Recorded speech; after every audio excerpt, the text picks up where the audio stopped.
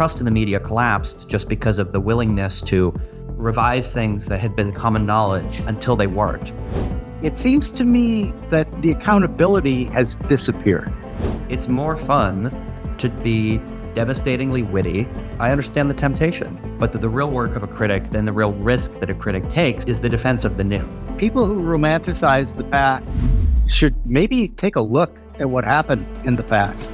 If you aren't allowed to fail in little ways where you learn, then you don't get to the big successes. All of the old power centers are collapsing. Most of them are built on sand. Most magazines historically were subsidized by print advertising.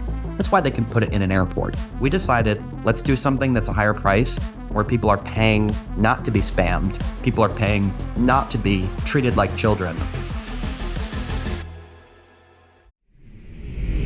Well, hello, everybody. It's Jim O'Shaughnessy with yet another Infinite Loops. I have been looking forward to today's guest for a long time because he and I think a lot alike. It is Max Meyer, the founder and editor of Arena Magazine, which, Max, by the way, the physical copy, which I'm holding up for people watching us instead of listening, is absolutely beautiful. So congratulations.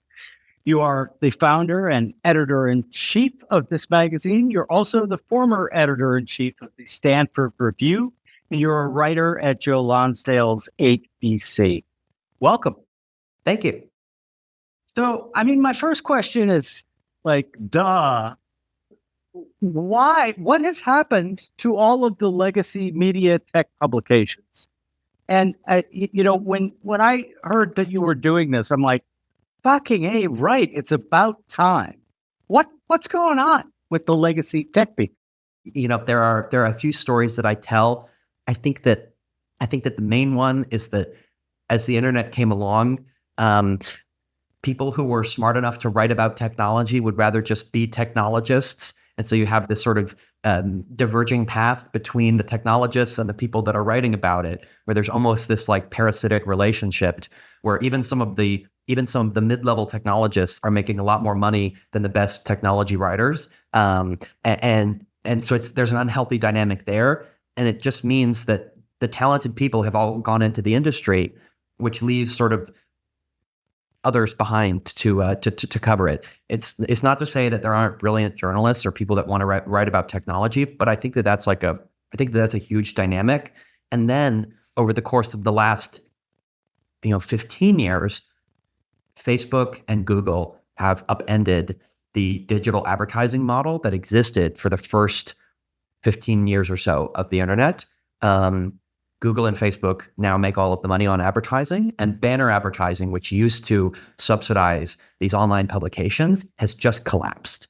And so, the people who figured out how to either do high-end advertising or subscriptions have survived. And the ones that are still relying on very poor advertising revenue are really, really hostile. That makes sense, but what's your economic model? How is it? How does it differ from those? We charge the readers quite a lot. This is an expensive magazine. It's printed on extremely high quality paper. It'll last for 150 years on a bookshelf, and we're charging about $100 a year for a subscription. Most magazines historically were subsidized by print advertising. Print advertising is the most opaque form of advertising. Nobody really knew whether it was working. There was no reliable way to measure the metrics. And magazines were being sold at a loss because the advertisements were paying for it. They're selling at a loss relative to the cost of the paper, the cost of distributing it. That's why they can put it in an airport. It's unbelievably expensive to fulfill these things all over the place. But if it's so chock full of advertisements, then you can do it. We decided, let's do something that's a higher price, where people are paying not to be spammed. People are paying not to be, treated like children or treated like members of a mob, which is how most of the advertising driven firms have to treat their readers. They're trying to rile them up. They're trying to turn them into members of the mob to go after the next scapegoat. That's interesting. So I hadn't thought about it in that context. So the collapse of the old business model was an accelerant of the race to the bottom of pessimism, anger, rage, I think because, unfortunately, human OS is ruled, I think, mostly by emotions. And I think that the king of those emotions is fear, and fear of, like the novel, like we saw with COVID. It disheartened me greatly to see people literally being willing to act like sheep and follow orders that didn't have a lot of rationality around them. I followed them, and the aftermath, I think, is going to be. It's gonna. I don't even know. And I want your opinion on what some of the outcomes are going to be over the next decade because of the lockdown and how badly it was handled. Not, by the way, just by the United States, but globally. I mean, it's sort of obvious at this point, but I think that trust in the media collapsed just because of the willingness to, revise things that had been common knowledge until they weren't. I mean, for example, if you had asked anyone at the NIH or the NIAID, which is the agency that Fauci was the head of, do cloth face masks work to prevent airborne viral transmission? For 20 years, it was common knowledge they do not. For the first month or so of the COVID public health emergency, it was still common knowledge that they do not. And then all of a sudden, they decided, yes, they do. And the media ran with it. And then you sort of have another reversal with, is it safe to congregate outdoors in large numbers? Is it safe to congregate outdoors in large numbers? No, no, no, no, no. And then you have a left-wing protest movement, Black Lives Matter, that all of a sudden wants to do protests. And again, it was just reality was revised right in front of us. Yes, it's safe to go out there. Racism is a bigger public health emergency than the virus itself. And so you have an obligation to go out there. It's, it was sort of this North Korean-esque revision of reality right in front of our faces. And I think it's unfortunate because, by the end of the pandemic, the media was saying some true things, which is that, broadly speaking, the vaccine will reduce your mortality if you're especially in an older age bracket or whatnot. But by that time, they had lied so many times that, it's the boy who cried wolf. Yeah. And the thing that dismays me is, I'm 64. I grew up, I went from 10 to 20 in the 1970s. Thank God that you're young and that you didn't go through the 70s. And so this probably gives me priors that are a bit more extreme about the idea of looking for evidence, looking for, why are we doing this particular thing at this particular time? But back in the day, all of the institutions that we kind of now see crumbling, we have an entire thesis about it here at O'Shaughnessy Ventures. We call it the Great Reshuffle. And essentially, it's all of the old power centers are collapsing. Most of them are built on sand. And that causes a lot of anxiety among regular people, right? In the old days, if you looked at, do you trust the media? Do you trust the government? I mean, my God, we had, Walter Cronkite, most trusted person in America. But if you dig, right, like they were lying back then too. Absolutely. And they were just doing it better or easier because they had 3 broadcast channels and basically 2 national newspapers that mattered, the New York Times and the Wall Street Journal. And so much, much easier to do. And the internet blew that up, right? So I think about one of the first things where I had an insight like, holy shit, this is going to be a whole new world, was a while back, I think it was Dan Rather, ran a hit piece on George Bush. Spoiler alert, I was no fan of George W. Bush. Let's just make that clear. But nevertheless, the hit piece included a letter that was said to be written about why he got out of military service or why he got into the particular branch he was in. And I'm really not kidding you, Max, within an hour, there was some guy who loved fonts and typography on, well, back then it was a forum, I guess, but it blew up. And it was, the font on that letter wasn't invented when they say it was written. and like, boom. But here's my point. That had a massive impact on CBS News, on Dan Rather. They were held accountable. It seems to me that the accountability has disappeared. I think that the accountability is sort of inversely correlated to the level of competition. Ironically, when there were just three broadcasters, if there was something obvious where they published, fake news, as we'd say, they would actually be held accountable. I mean, you had large swaths of the media that over the course of the last 10 years published, in some case, outright fabrications about alleged Russian influence in the United States of the Trump campaign, stuff of that nature. But instead of those people being held accountable, most people realizing that that can't be done anymore just went to alternatives. They went to independent outlets. I think that's part of why something like a Substack is so consequential. It gave people an out, and I think that that's part of the reason why people are lashing out, is because there is this like new kid on the block, and you have very successful, commercially successful news publications now that are totally independent, and that is, I don't think it's threatening to the New York Times yet, just because the New York Times is like this behemoth. But for example, the Free Press, Barry Weiss's independent media outlet, I'm a small contributor there. They have 1% of the paid subscribers of the New York Times. They just crossed 100,000. The New York Times has 10 million.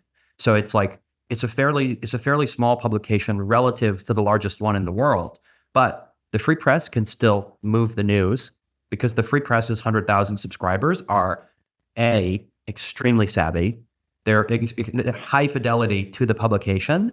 They know what they're sort of a part of. They know what they're getting. And if they publish something shocking or aggressive on a Monday morning, it'll move news in Washington, in New York, in Los Angeles, and that's like a huge accomplishment. And they're making a fortune doing it, which is more than most of the media can say nowadays. Yeah, and that was kind of my thesis for what would happen. But I'm still struck. I mean, I totally understand. So I have a elderly mother-in-law that lives with us and we care for her, and she didn't get the memo that the media is no longer completely unbiased.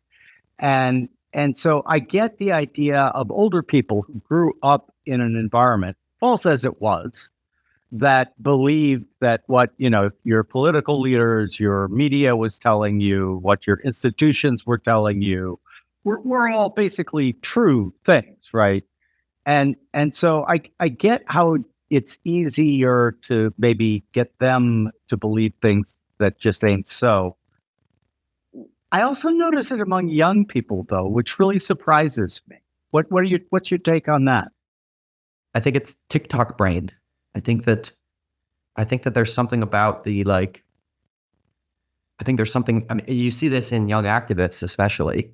When I was a student at Stanford, though I was the editor of the Stanford Review, while I was sort of up and coming in the review, I was actually living in a left-wing social justice, vegetarian activist cooperative house.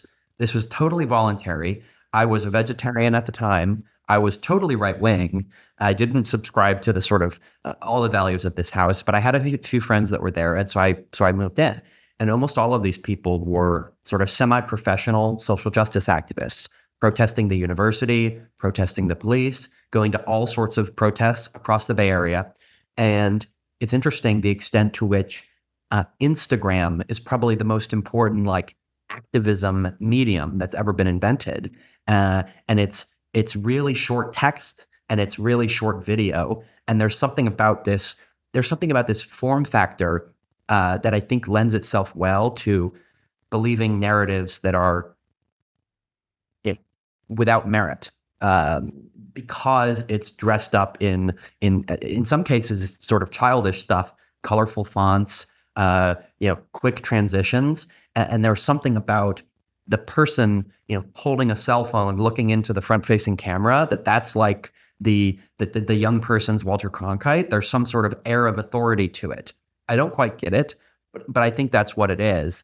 And you see, TikTok and Instagram are sort of, the places where made up narratives for young people are born.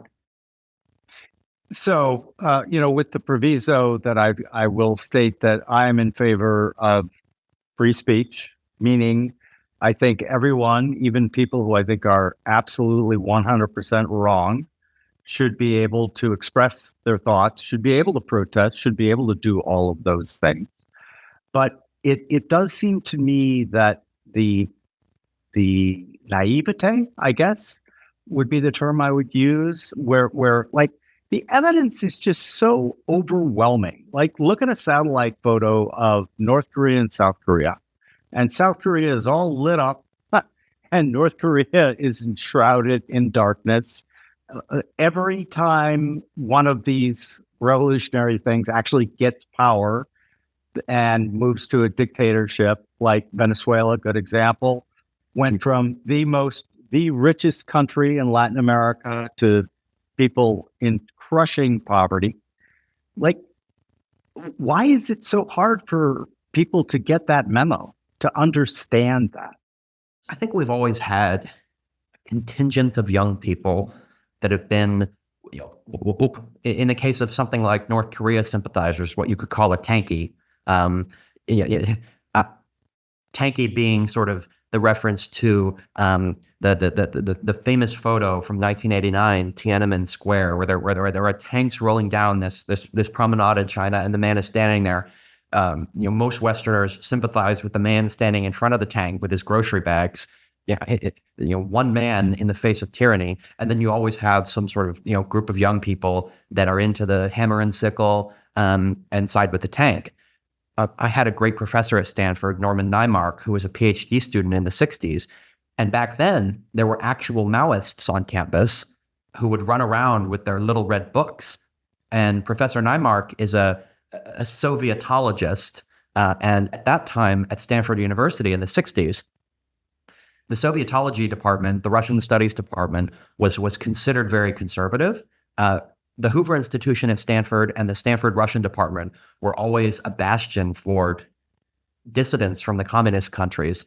Alexander Solzhenitsyn actually lived in Hoover Tower for a few years. And so Naimark is a PhD student, and he's considered a conservative because he's inquiring into the nature of the Russian state, of the Soviet state. And he recounts literally being chased around by people waving the little red book, the sayings of Chairman Mao.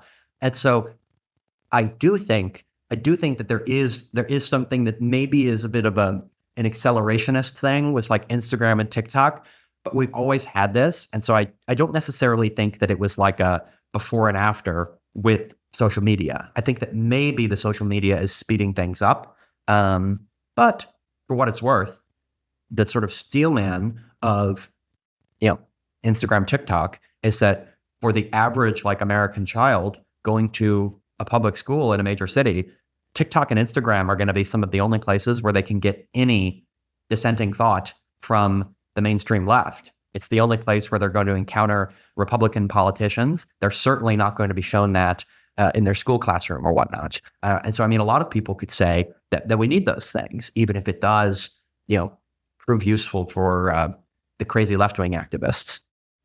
I had a theory. I didn't develop it too much because I got too busy with other things, to be honest. But that social media maybe was actually quite a useful steam valve. And by that, I mean, people get pissed off, they get angry, they get fired up. In the old days, they grabbed their pitchfork and their torches and they went around burning shit to the ground and killing people. And now they have these platforms where they can go on and just, God damn it, have you seen the movie Network by any chance, made in the early 70s? I think so. I would highly recommend it to you. Well, the protagonist is a news anchor named Beale, who essentially loses his mind. And he gets on air and he gets up and he goes, I am mad as hell about everything, and I'm not going to take it anymore. And so literally, he tells people to go, it's set in Manhattan, obviously, and he tells people to go to their window and shout that. And of course, in the movie, everyone is going to their window and shouting, I'm mad as hell and I'm not going to take it anymore. So I kind of thought, riffing on that movie, maybe social media actually does serve a reasonably good function in just that alone, where people are able to like spew their anger and then hopefully get over it. We've always had the scapegoat problem. We've always had the need to relieve societal pressure when it gets to a boiling point. And I think I accept the argument that that social media can be a steam valve. Maybe someone could say that it'd be better if we had actual confrontation every once in a while because it would feel more real. But I think that for most people, I think it's probably pretty good. And I, for one, am a huge believer in the benefits of social media for most people in terms of just the raw connection that's become possible and the economic possibilities with it. As am I. I'm a huge fan and have taken some criticism for that. I still believe, no matter what your feelings are about Elon Musk or Twitter X, I still believe, look, at that thing is really anti-fragile. He took it over. He fired 80% of the techs and other employees, continued working just fine. But I'd always envisioned and started writing about it kind of like 2017, that Twitter was, in my sense, it was the lead horse on creating a global intelligence network. Yes. Where you can literally meet lots of people that you would, under any other circumstance, not have an opportunity to make any exchanges with. I have about 30,000 followers now, which is sort of it's a good critical mass for regularly getting incoming. And my mom is always concerned when I'm saying that I'm meeting these people from Twitter when I go to different cities. But it's like it's become a huge source of meeting new people professionally for me. And I don't think that there's anything like it, because it's the level of. I think the most amazing thing about it is just everyone sort of playing on the same field. You have people with 300-400 followers that are engaging with some of the most prominent, richest, most powerful people in the world, and especially in the tech world, those people have no qualm about engaging with random people on Twitter. It's not like politicians are going to be responding to the 500 or the 1,000 followers or whatnot, but Mark Andreessen is out there following 25,000 people. People will send him messages, and I think that especially the technology side of Twitter is really amazing like that. Yeah, and I think that the more networked we become, you move towards creating the human colossus, right? Cognitive diversity, I think, is very important, and being able to meet people who think differently than you do, who have different ideas about things, it's very refreshing. And I too, for example, I would say, I don't know, maybe half of the teammates I have at O'Shaughnessy Ventures I found on Twitter. Yeah. And one of the great things about that is you can watch their account for a while, and that builds up a body of work that you can, a single interview. I very rarely do them anymore, simply because they're just a snapshot, and I'd rather look at the movie. But the other thing I think that we should acknowledge here is it's not just media, right? So markets have been affected by this. There was a huge savings and loan crisis when George Bush Sr.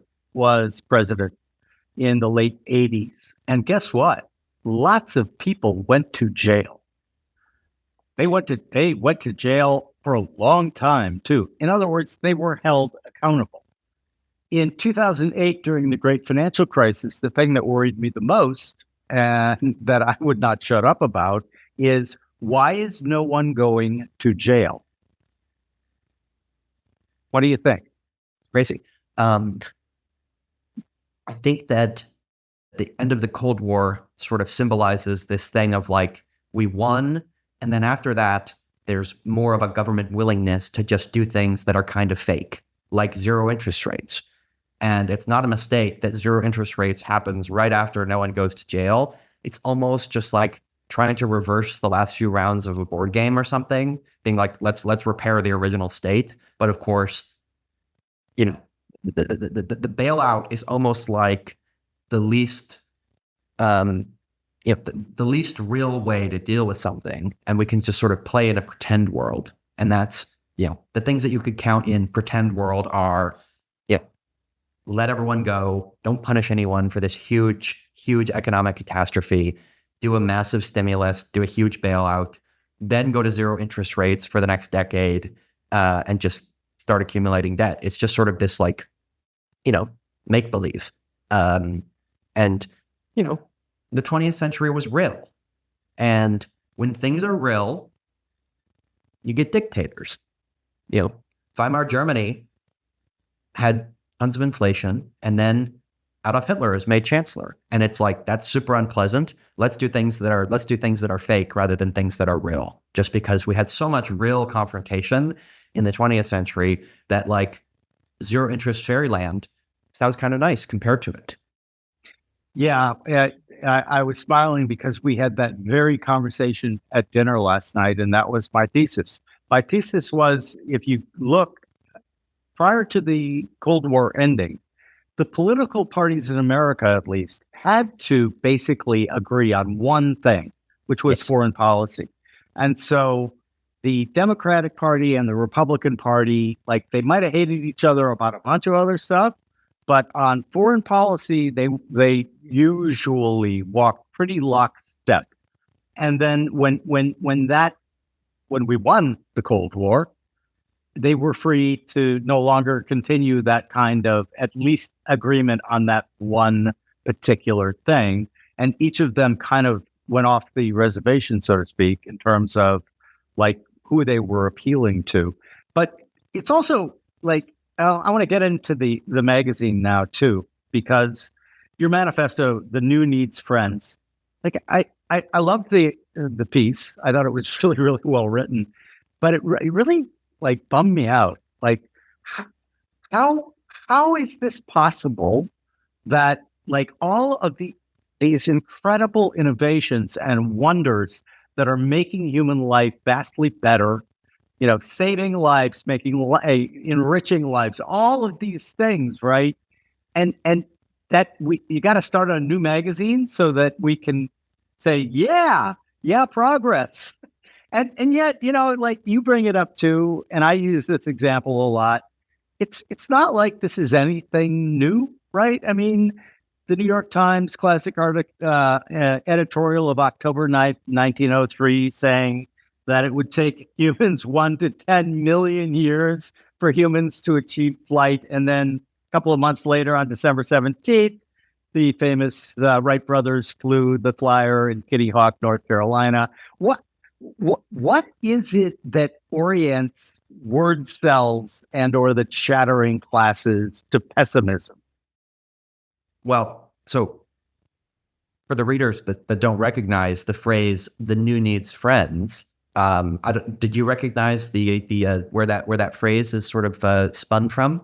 Yes, but inform our listeners and so at the end of the animated movie Ratatouille, the sort of vampiric looking food critic Anton Ego is talking about how negative criticism is really fun to read and really fun to write, but the real work of a critic, then the real risk that a critic takes is the defense of the new.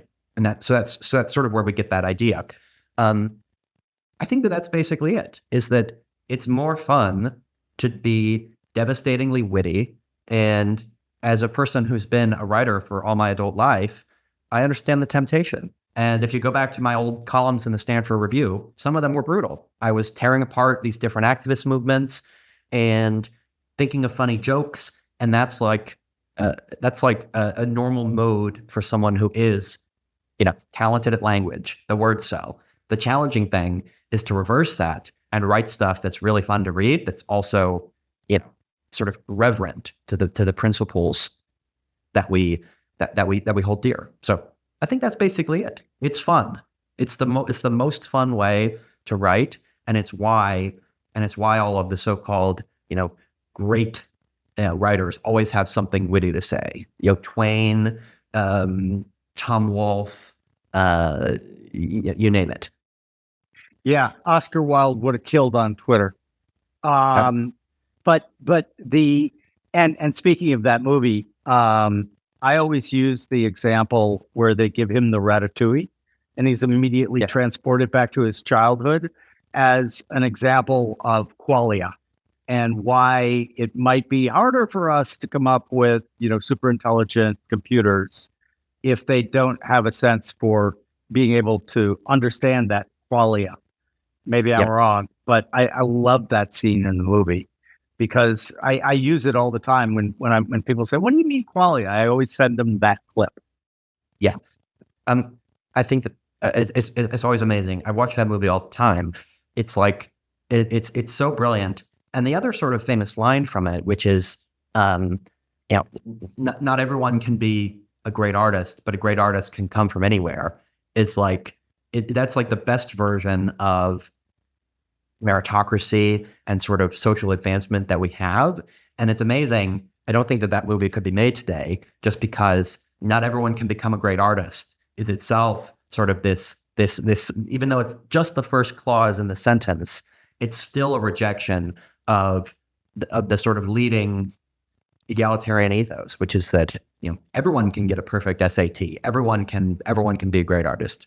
But the version that we have to hold on to is that a great artist can come from anywhere. I completely agree. I think it's funny, the idea that wrongthink is being enforced. And there's a great quote from the I guess philosopher, I don't know really what he is, Jed McKenna, that I really love. And he says, if you're having a little tea party with Lord Lion and Lady Gazelle, and someone comes along who doesn't quite buy your fantasy narrative, it's not that they're being negative. It's that maybe your little fantasy narrative is a little too fragile. And I love the line because I see these fragile narratives, or what I think of as fragile. In other words, they have no empirical evidence supporting their claims. They have, in fact, truckloads of empirical evidence denying their claims, and yet they persist. Like, what's your take on that? Social dynamics among the people telling the stories. Yep. I think that's basically it. There's someone who's egging them on. There's someone who's telling them, yes, Lord Lion and Miss Gazelle, very good dinner guests. But it's not me telling them that. I know. I definitely know that.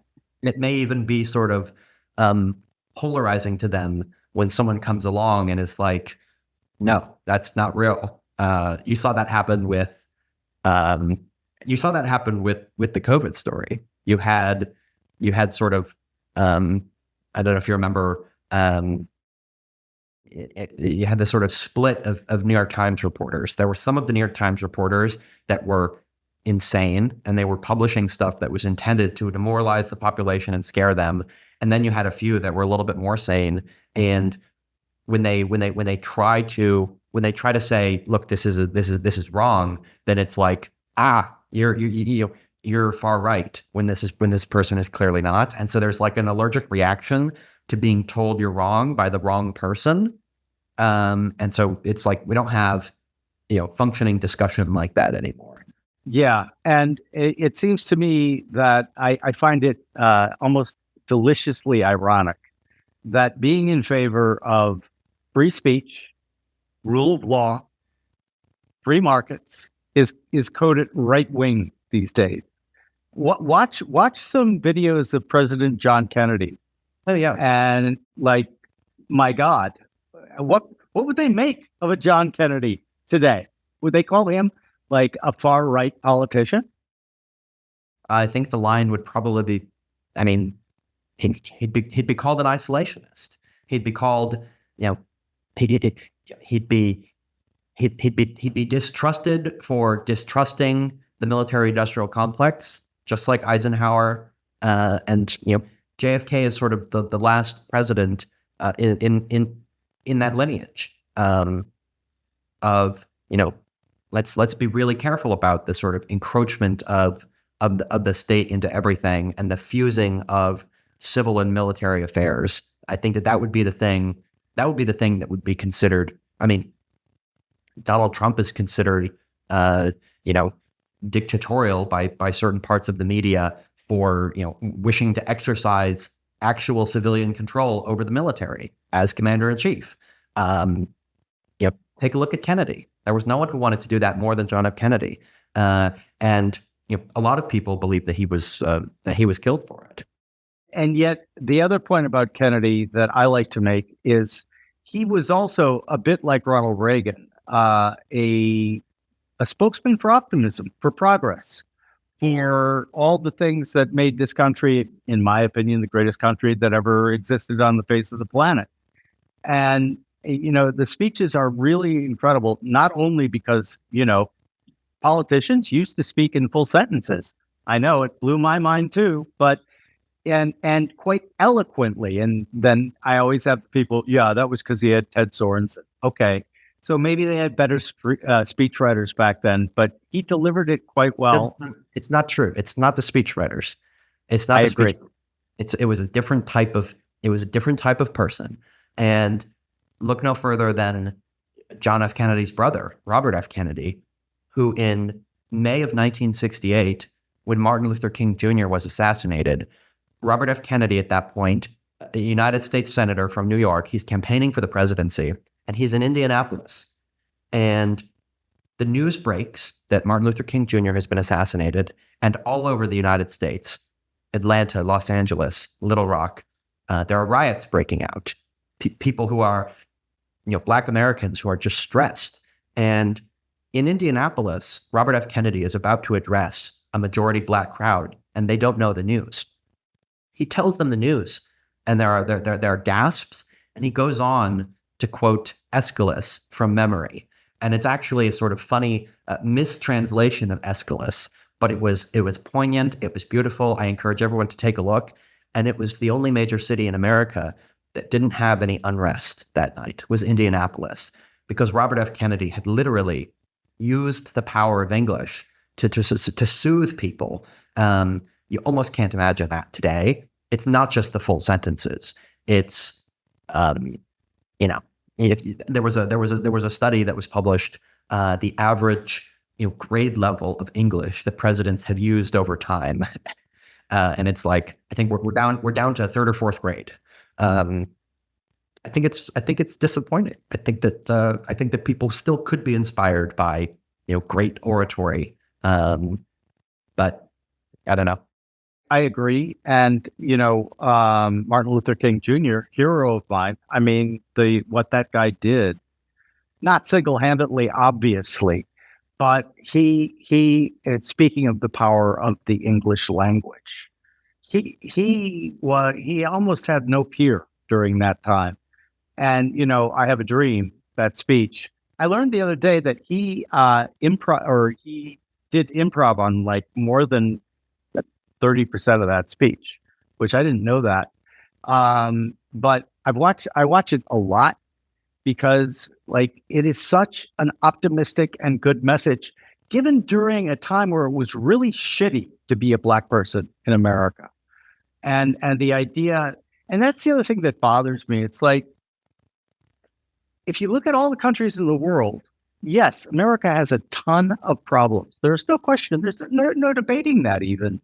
And yet, can you cite a country that has changed more in the last 50 years, many of them not for the better, but changed? For example, when in 1971, where I'm going to lead you next because of the context of the progress 1820 through 1971, something happened, there's a website even, what the fuck happened in 1971.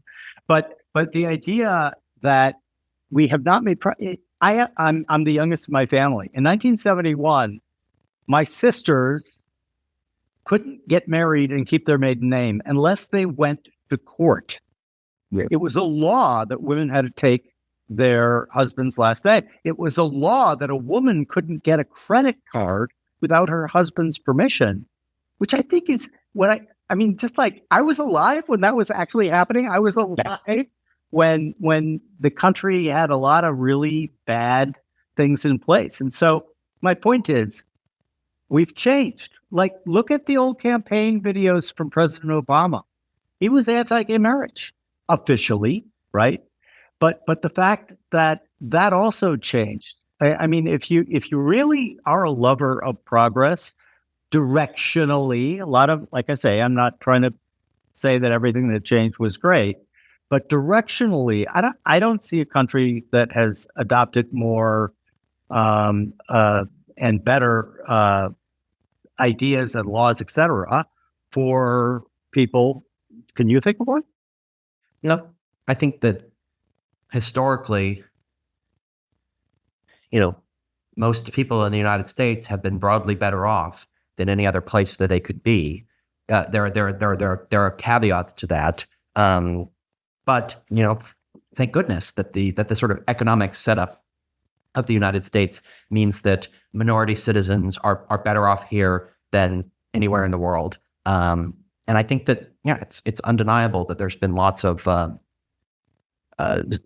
social liberalization over the course of the last 50 years, and I think that America was set up well with mechanisms for gradual and steady change.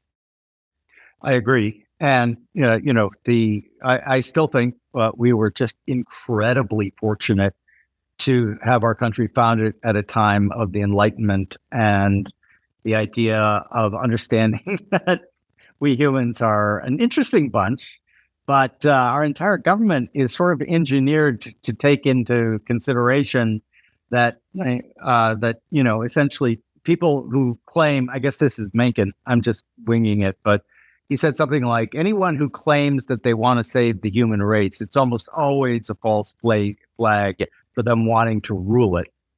Which also brings me back to, there's really not a lot new here in terms of the optimist versus pessimist debate, right? You go back to the times of Malthus, who said everyone's going to starve, because they had a fixed mentality, right? And one of my other favorite authors, David Deutsch, The Beginning of Infinity, Julian Simon, who wrote The Ultimate Resource. According to Professor Simon, the ultimate resource is we humans. In fact, he made a very famous bet with a scaremonger of the environmental movement, who wrote a book called The Population Bomb. And the book essentially was saying what Malthus said, right? We're all going to die. We're going to starve to death. Julian Simon is like, yeah, no, I don't think so. And so the guy's name was Paul Ehrlich. And so what Ehrlich is still an emeritus professor at Stanford.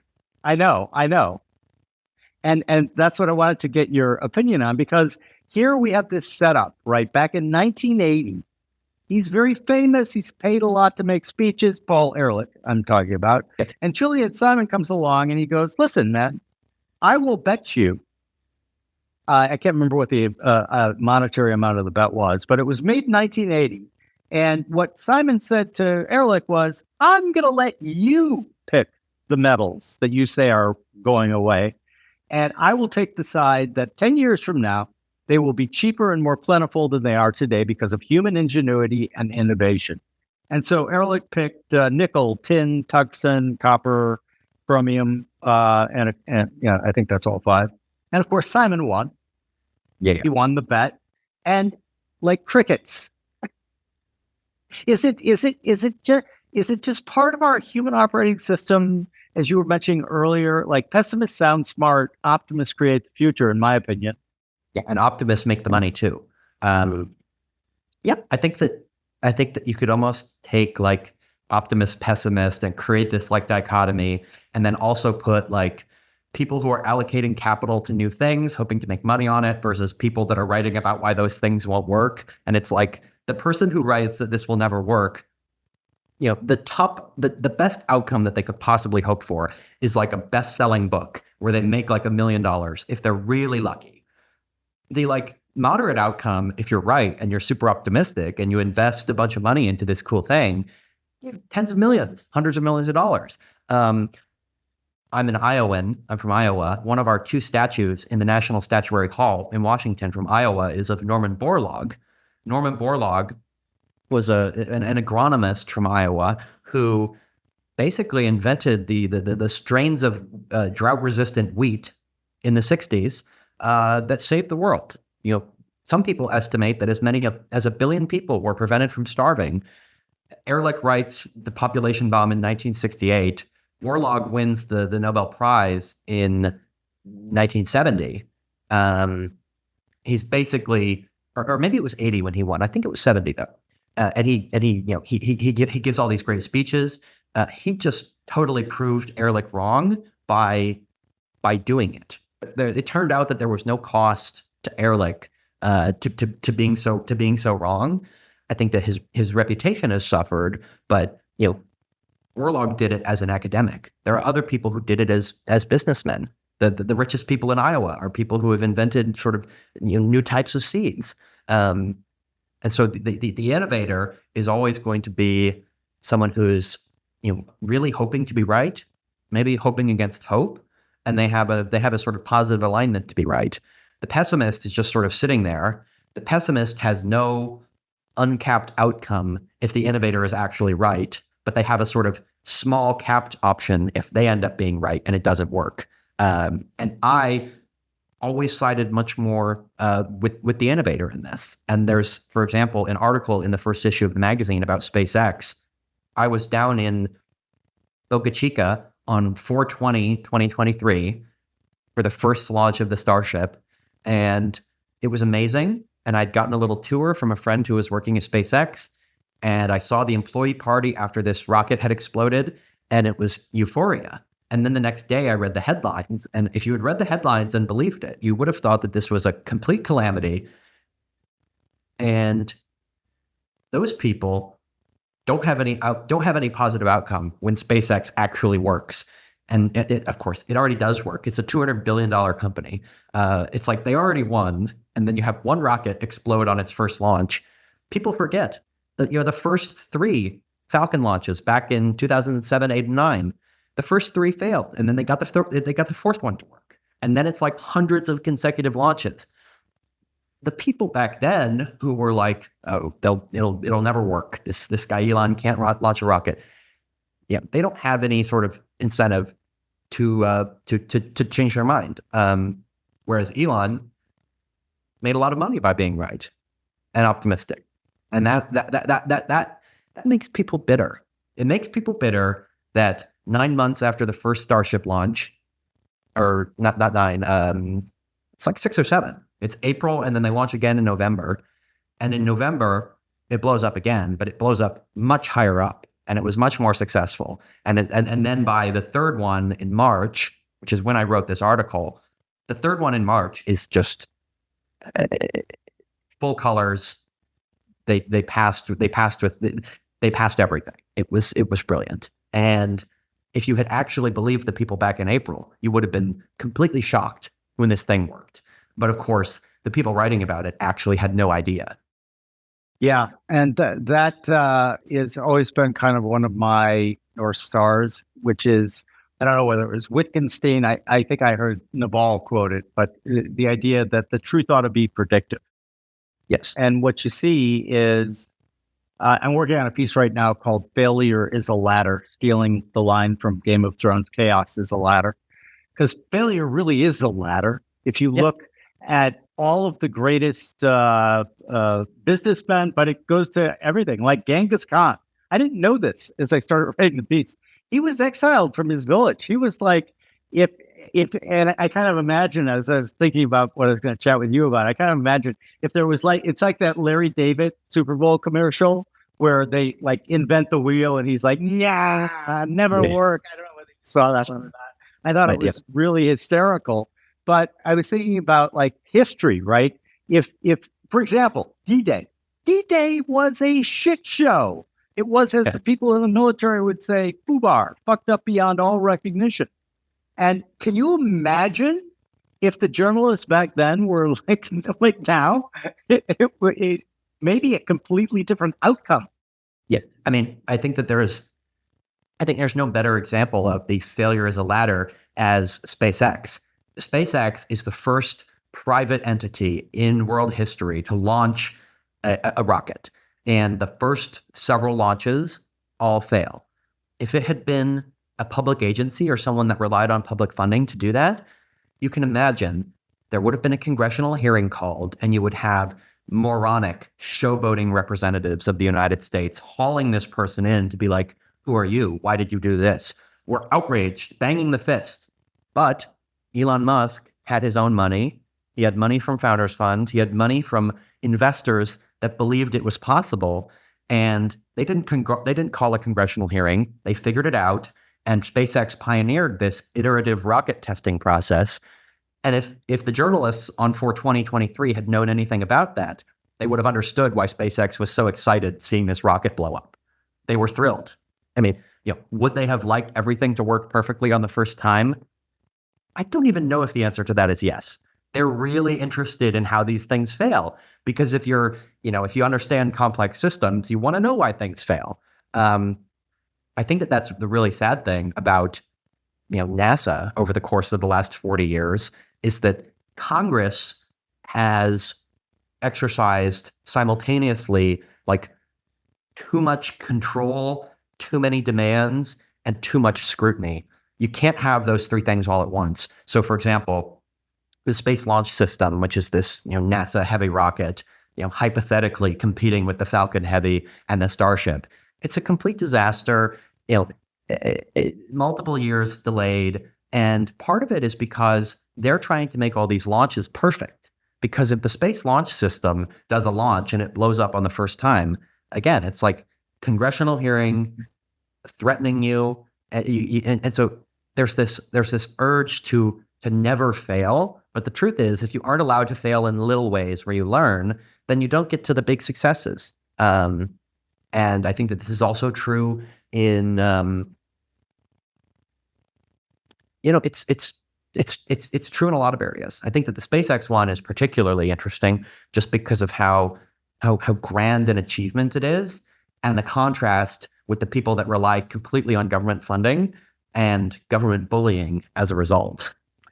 And that brings to mind, there's a great book called The Genius of the Beast, a radical revision of capitalism by the author Howard Bloom.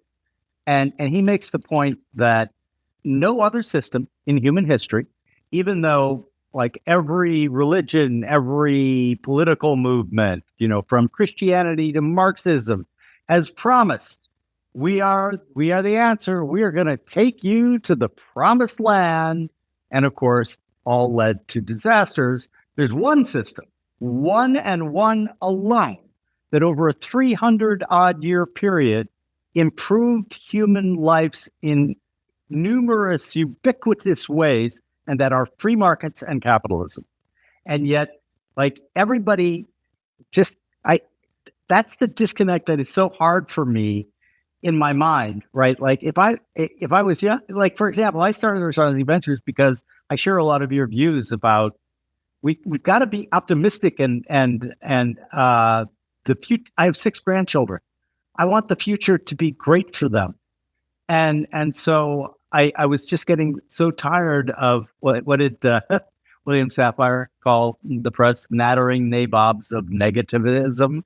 I thought that was kind of funny.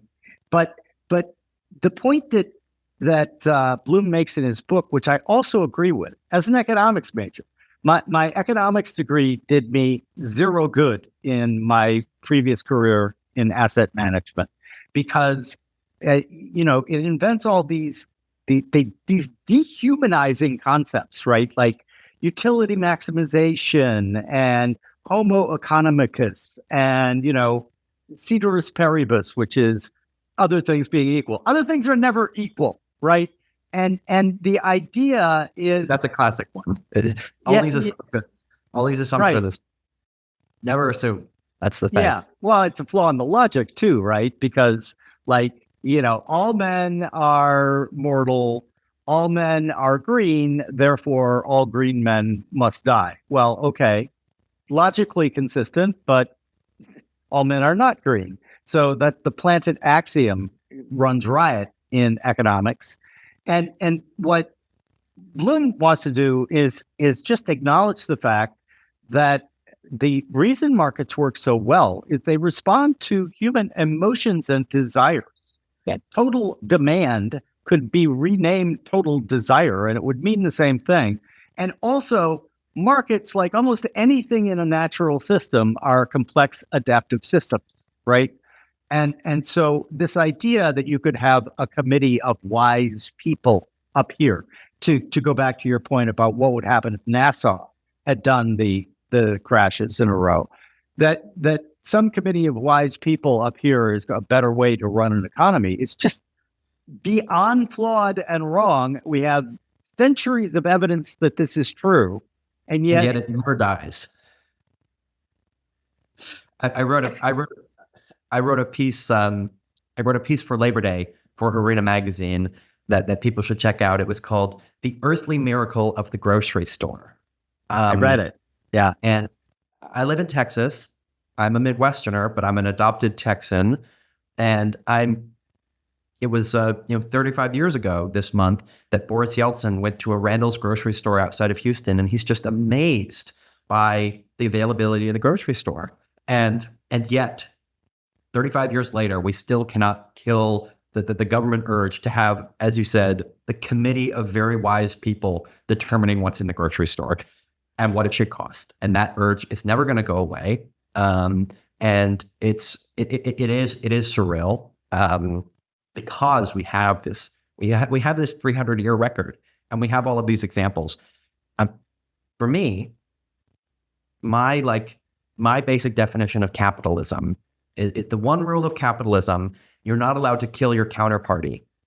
And I think that this is the one thing that distinguishes it from all other systems. It's like, before capitalism, if I want to barter or trade, I go kill you. Like, I go kill you and I take your stuff. I raid your village and I take your stuff. And what capitalism, by saying the one rule is you can't kill your counterparty, you have to negotiate. Some people are still very offended by the idea of people making decisions. For example, we will never run out of people that think that charging interest on loans is predatory, and that no one is mature enough to agree to an interest rate or whatnot. And it's like, in the old days, if you want to lend someone money and they don't give it back, then you just go kill them. Now you can just charge them interest and they agree to it and you get the money back. And oftentimes you don't. But it's like, what capitalism normalizes is, let's make a deal instead of me being violent toward you, your family, and your country. But some people still do have this primal urge that the government should be showing up to the grocery store, and if you don't set your price here, then we take over your grocery store, which is violence, expropriation.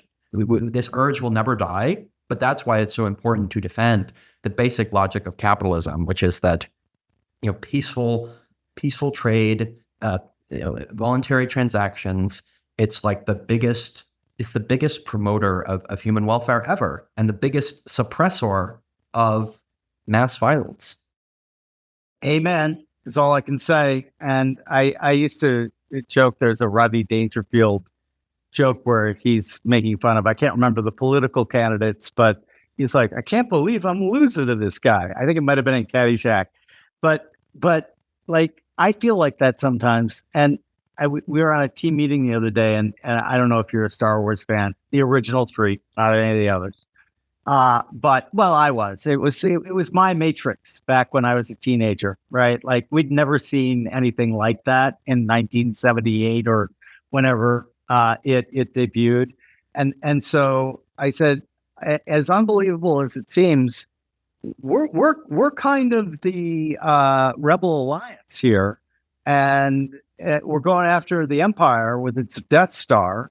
And yet we have all of the evidence that the shit we want to do works really, really well and is really, really fair to everyone involved. And yet, why? How are we losing? I think it just is the temptation of controlling other people, the temptation of central planning, and those things. It's intuition. Like the mass intuition of the people. And you see this in something like in Argentina or in Venezuela.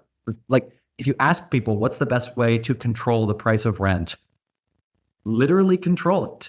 literally cap the rent, don't allow price increases. And what happens? The price goes up.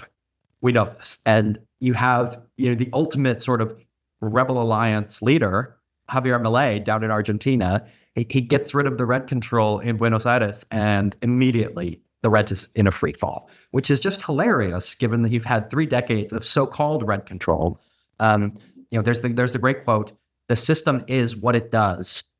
So rent control is not rent control. Rent control is rent increase, government mandated rent increase, because it constrains supply. There's the famous American Enterprise Institute graph of inflation since 2000 or so, and it's cumulative product inflation. And you see that all of the most regulated sectors are the ones that are by far the most expensive. There's no real government regulation on how to build a television now. And so like televisions are one of the things that's come down in cost in absolute terms, not even in inflation adjusted terms. In dollars, televisions are literally cheaper today than they were 20 years ago. And it's like, oh, there was no government interference. There was no TV price control. There was no TV cartel. It was just, oh, we figured out how to make a cheaper product. And people were interested in buying it still. The urge never dies because we have sort of failing human systems. Humans do believe that, like, in some cases, that the neighborhood grocer is out to extort them, or that a landlord relationship with a tenant is inherently predatory. It's just this age-old mistrust of free people making free decisions. I don't think it's ever going away, but I think that someone like a Milei is very inspiring in fighting that fight, just because it can be a bit more tangible than sort of unending policy studies and explanations. That can sometimes tire people out. Milei is more fun, and he makes it. And he's got the crazy mutton chops, the hair, the dancing. I think that's like a perfect model for how people should talk about these things. I agree. I love him. And you're absolutely right. He and I had the same insight about him. He's entertaining as hell. And like, he's making the right arguments, in my opinion. But if you just drone on and drone on and drone on, like, people are going to tune you out really, really fast. Well, and I mean, I think the perfect dichotomy, interestingly enough, is Milton Friedman himself versus Milei, one of his now most prominent sort of acolytes. Milei is much more fun than the late Milton Friedman. And of course, Friedman was a genius, and he actually was, as far as libertarian economists go, a fairly effective communicator with the TV program and whatnot. It wasn't good enough. And Milei, it just took it to another level. And the willingness to treat these sort of group consensuses as a joke is one of the things that's very valuable. And say, like, no, rent control doesn't work. No, this socialism doesn't work. It's destroying you. That was the kind of the driving force for the various verticals that we have here at OSV, right? If you want to change people's minds, you're not going to do it with statistics and position papers and white papers and think tanks having debates with each other. You've got to be like him, right? You've got to actually be provocative, right? Be entertaining. You'll get people's attention. And I think that it's interesting. Milei is one of probably the best modern example of someone who's managed to take the populist intuition of we need to mistrust someone and actually channeling it to the right villains, at least in a strict sort of who's making things more expensive sense, which is the bureaucrats. We don't have a sort of an effective. We don't have an effective person like that. Even Trump is sort of, some people would like to imagine he's pretty ineffective at that. And Milei very effectively took the populist urge, the desire for, blame someone, and was actually like, what if it's us? What if it's the people who thought we knew better? What if it's the people who thought we knew better than markets? What if it's the wise old committee? And no one is really sort of effective at pointing out that. that it's this urge to control it in the first place that is causing it to malfunction. Yeah, and I think though that I do see some green shoots around that even as well, because like right now the classic corporatees or bureaucratees speaking in the passive voice with word salads that don't mean anything, and I think a lot of people are just like, you know what, fuck you. I would much rather let's get back to TikTok. I would much rather see somebody entertaining and making an actual case for something than listening to you drone on and drone on and drone on. And yet, like the frustration for me is, man, it's like when you look at human history, not a great place. Not, it's like people who romanticize the past should maybe take a look at what happened in the past, because just my personal experience, all of my sisters would have died in childbirth because they had complications that were resolved by medical advances. But both of my daughters actually would have died in childbirth. Like, the world was not a really great place. And this romanticizing of the past to me seems like, obviously you're not remembering it the way it actually happened, right? You're remembering, Leave It to Beaver and Wally and gee Beaver, let's do that, right? But that was false even then, right? And so you're conflating things that really never happened. And yet I understand, like, one of the other things that makes this like it's never going to end is our, in my opinion, fallacious need for certainty. That the world is an uncertain place. We are deterministic thinkers living in a probabilistic universe. And, hilarity or tragedy often ensue. And it's just like, it goes all the way back to good old Aristotle, right? Yes, no, black, white, 0, 100, deterministic, labeling of things. It is either true or false. There's life is maybe, in my opinion. And only people who understand that are going to try those things, right? If you're like that New York Times editorial, right, and you're talking about, well, clearly, this will never ever happen, and here's why. You're not going to even bother looking, right? I think maybe is also sort of at the core of capitalism. It's why you have to go back and forth. This might happen if we can find a price. Whereas the logic of sort of central planning is, it's like, yes, it's going to happen because we say so. You're taking it for granted that things work. I will say, I'll defend a little bit of the appeal to the past, which is just people wanting things to work better that they perceive don't. And it doesn't necessarily mean, in fact, it doesn't mean that you should go back to the way that things worked in the past, or get rid of the things that have changed scientifically. I think it's actually incumbent on people like us to better communicate how to actually make things work better. But for example, how do you explain to someone why airplane travel is better today than it was in 1975?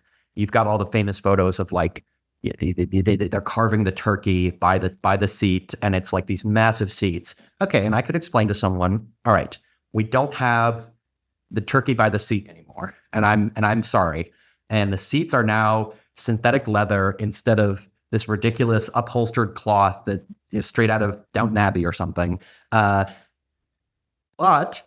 the tickets in inflation-adjusted terms are much cheaper. And because of the hub and spoke system that we invented with hub airports like Dallas-Fort Worth or Atlanta-Hartsfield, now you have much more connectivity around the world.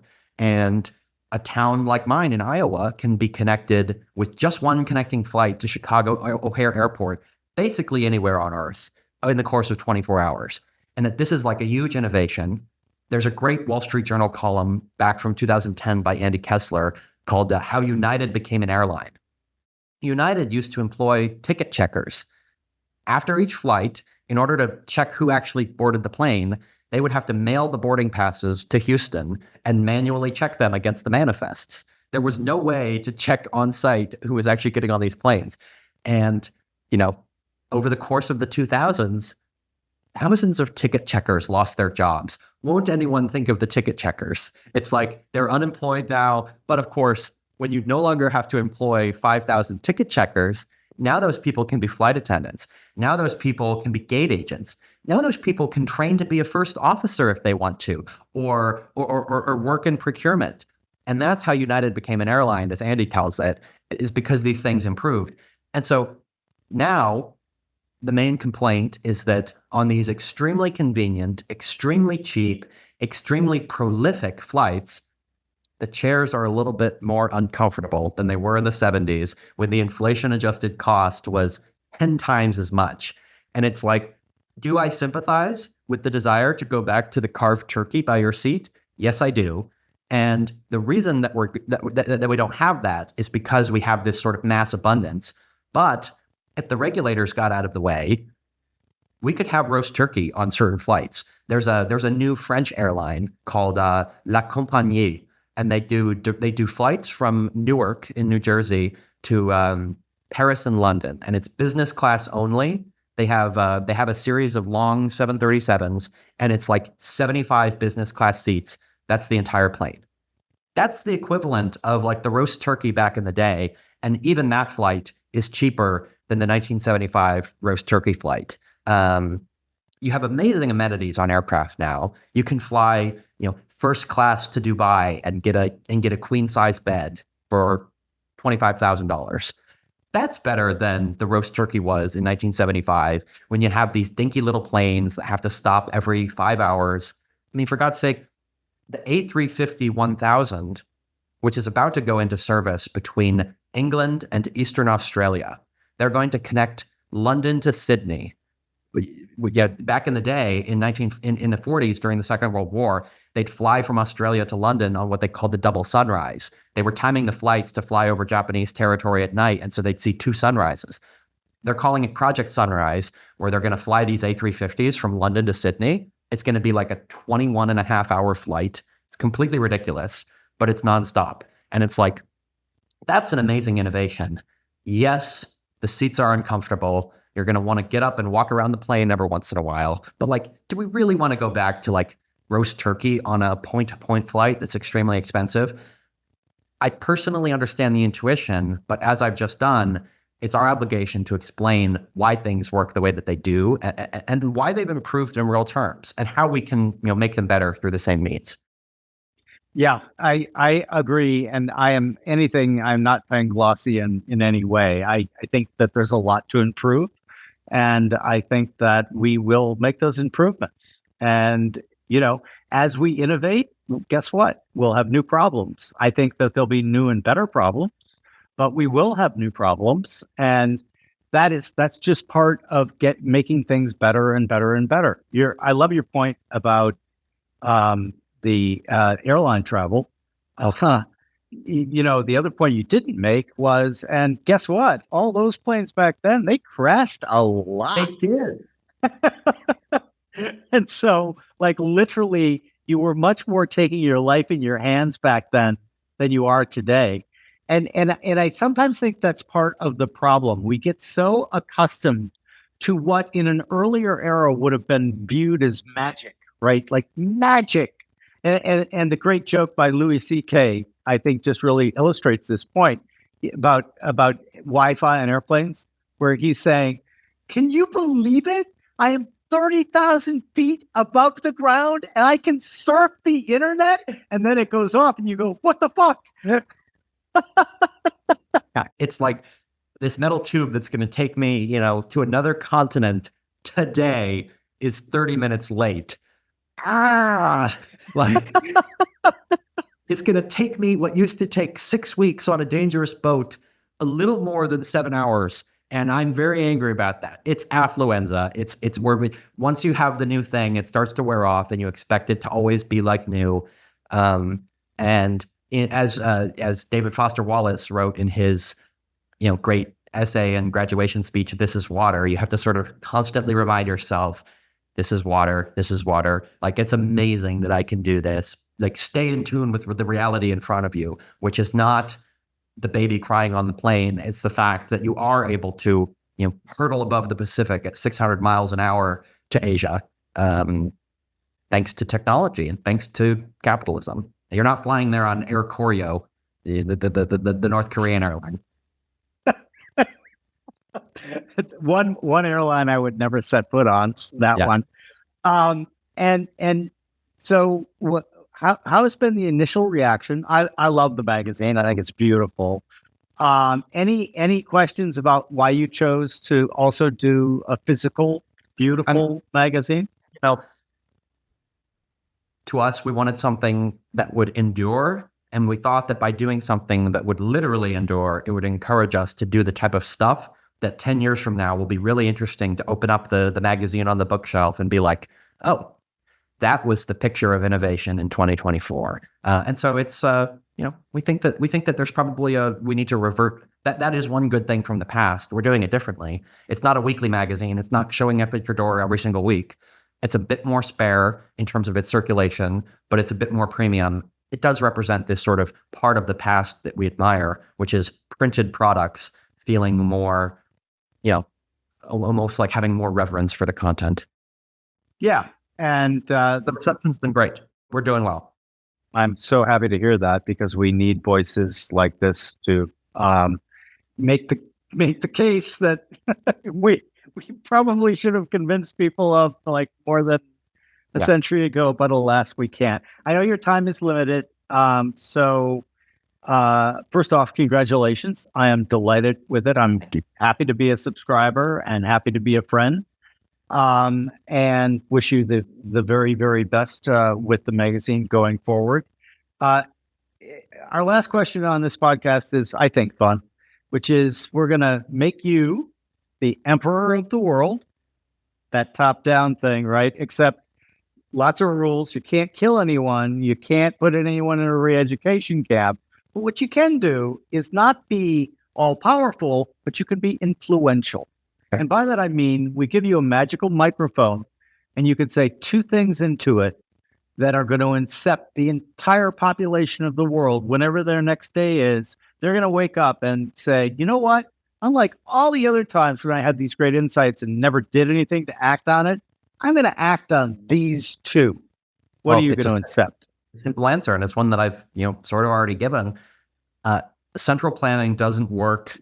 Trust in the ability of the market to get you good products at fair prices, and trust in transactions with other people. It's the best way. It's the best way for your health, for your country, for your population. And don't trust that people say that you need to control every transaction and control the economy. It would be to try to do my best to crush the undying intuition that capitalism is bad. I love both of those. You do not get a positive sum society with attitudes that believes that all of those consensual, trustworthy agreements that people make between themselves, millions happen every day. And gosh, it works pretty well. Thank you so much. Where can everyone find you? arenamag.com. Perfect. Delighted to speak with you. I hope to have you on again when we have some more time, because I didn't even get to have the stuff on my list. Anytime. All right. Thank you, Max. Cheers.